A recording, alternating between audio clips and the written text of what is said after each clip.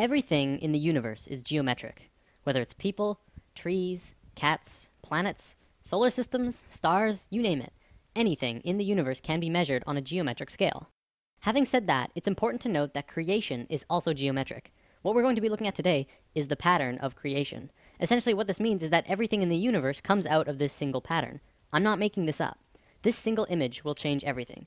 When I mentioned in lesson 5 that the ancient Egyptians and even more ancient civilizations knew about a deeper, basic understanding of the universe, this is the flower of life, and it is also the creation pattern of everything in existence. Even non-tangible things, emotions, thoughts, music in its entire spectrum, everything comes from this image. Okay, so there are 13 information systems that comes out of the flower of life. Today, I'm going to show you how physical reality can manifest itself, which is just one of the 13 systems. In future lessons, we will look at more. It's also important to note that at first it may not make sense. I ask that you do not choose immediately to shut this out, and just watch with an open mind, and try and see this in a new way. Also, I want to tell you that by learning about sacred geometry simply by observing, you are absorbing only a very minuscule amount of information. If you really want to learn more, you must begin to draw it yourself. I kid you not, when you do this, you begin to see things in a new way. You begin to understand why things are done in the way that they are done. Promise.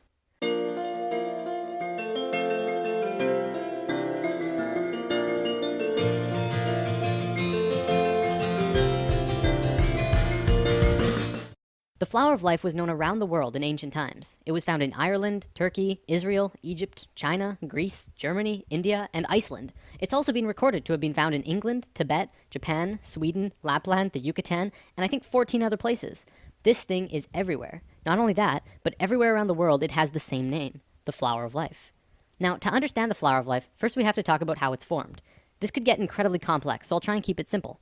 Imagine consciousness, or spirit, floating in a void, which means it's nothingness, and then spirit. No physical body or mind, just spirit, and that's it.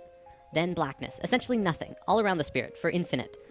Spirit decides to do something, so it expands its consciousness all around itself as far as it can go without moving. It creates a sphere around itself. This is the first circle in the flower of life. Then, spirit has an awareness of what's around itself in 360 degrees. It moves to the very edge of the sphere anywhere, and repeats what it did the first time.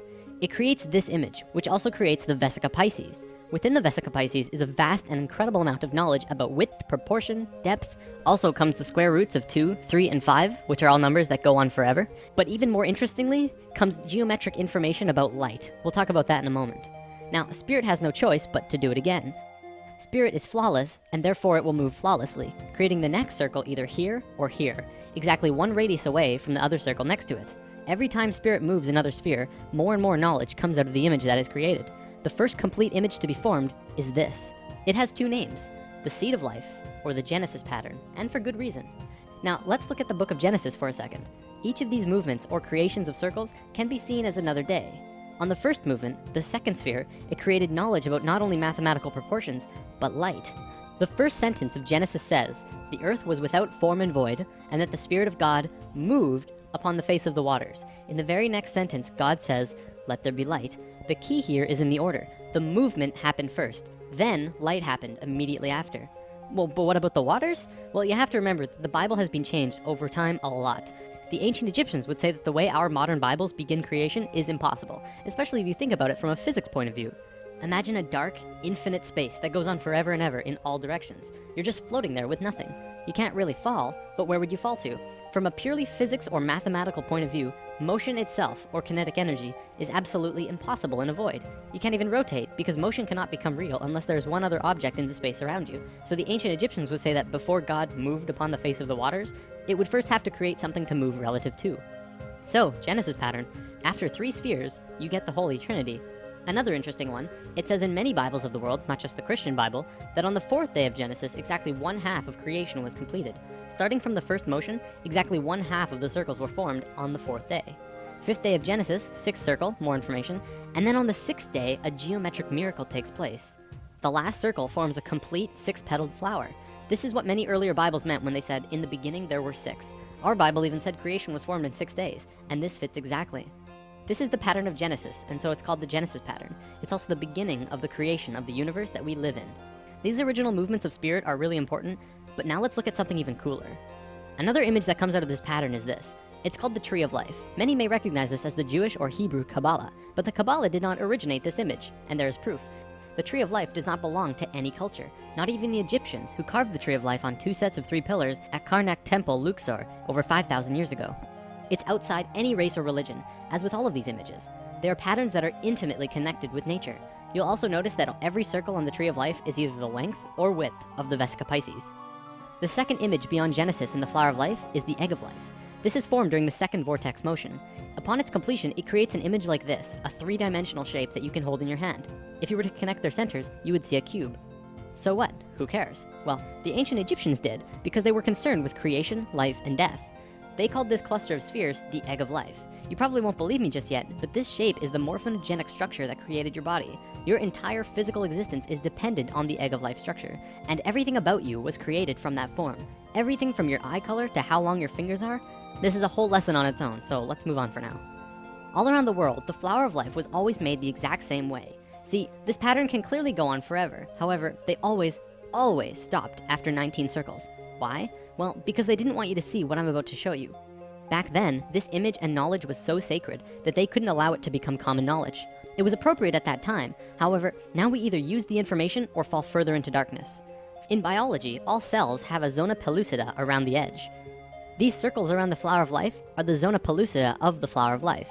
You must remove these, then complete the spheres that were cut off by the zona pellucida. With one more step, you will have the secret. Finish the drawing, add the final missing circles, giving you this.